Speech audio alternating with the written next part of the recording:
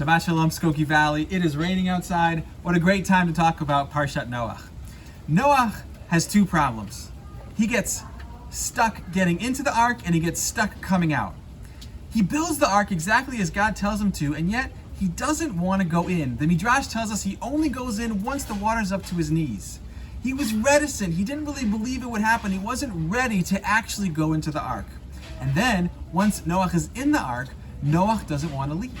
The Gemara tells us that he was in the ark for over a year. In fact, there are 2 whole months that transpire between when the dove brings the olive branch back and when Noach actually steps out. 2 months when there was dry land or he wouldn't leave. Finally, Hashem has to tell him, Noach, say mina teva, it's time for you to get out. Noach doesn't want to go in, he doesn't want to come out. Normally, this is a very powerful metaphor for communities and insularity and reaching out. This year, I think the images of the ark and being stuck in a place for a long time, weathering a storm, hit on a much more personal, much more immediate level. Of course, many of us experienced, all of us experienced, the feeling of being cooped up in a place for an extended period of time while we waited for something to pass. I'm talking about the spring, of course, while we stayed in our homes. And looking at the next couple weeks, next couple months, it's possible that with the upcoming winter, with another potential spike in cases in our community, it's possible we may be once again more limited to our homes, more limited to our arks. I think the challenge now is to prepare ourselves, to not be dragged in, but to be ready to go into our arks with strength, with spirituality, with all the things that we might need to weather the storm. And when I think about that, I'm thinking about both physical and spiritual. I think we all need to be thinking about physically, are our arks prepared? Do we have a little extra food in the house? Do we have a little extra medicine in the house? Do we have the things we need in case it's hard to get the things we might need in the coming months? But also spiritually, the Baal Shem Tov teaches us that when Hashem said to Noach to go into the Teva also means word.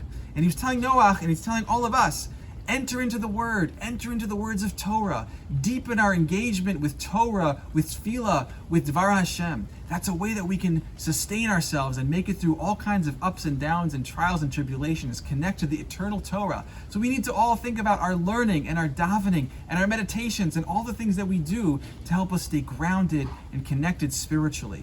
So as we think about potentially entering into our arks in the next couple weeks and months, we need to think about physical preparations and spiritual preparations, emotional preparations, preparing ourselves for a successful winter.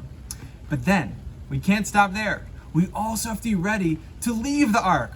We don't want to get stuck in the ark like Noach did. Tzei mina teva, get out of the ark. Think about how we are going to find ways to step out of our arks in whatever safe and good ways that we can in the couple months that are coming up ahead. Do we have good clothes to be able to go outside and walk around? Do we have relationships? Are we leaning into our spiritual relationships, chavrutas and connections and people that we can talk to and share our feelings with? Are we making sure that we are reaching out to others at this time when we might be more stuck inside? If we have opportunities to go out and to be safe, are we taking them?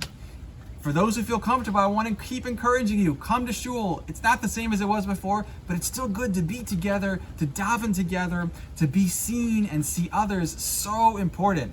We need to not forget that we have to also leave our arks. Leave the ark whenever it's safe, whenever we can. Say mina teva. Don't get stuck like Noach did. And finally, we need to think about leaving our ark not just as individuals, but as a community. It's very easy right now to just look inward, and it's very important to look inward and make sure we're taking care of ourselves. There are a lot of needs right now, believe me. But at the same time, there are a lot of needs all around us, and the need for Kiddush Hashem, the need for Or L'Goyim, the need to go out and do our mission in the world, La'asot Tzedakah Mishpat, to do righteousness and justice, could not be greater. So we all need to think about when the thunder is clapping and the lightning is flashing, how are we getting out? How are we leaving the ark? How are we making a difference in this time when it's so, so essential? So I want to invite us and encourage us all in these coming months to think about our arks and making them safe and secure and strong and spiritual for ourselves, and also to not forget to leave when we can for ourselves and for the world, to make sure we're getting out and impacting the world in the ways that we need to as the Jewish people. Shabbat Shalom, and see you soon.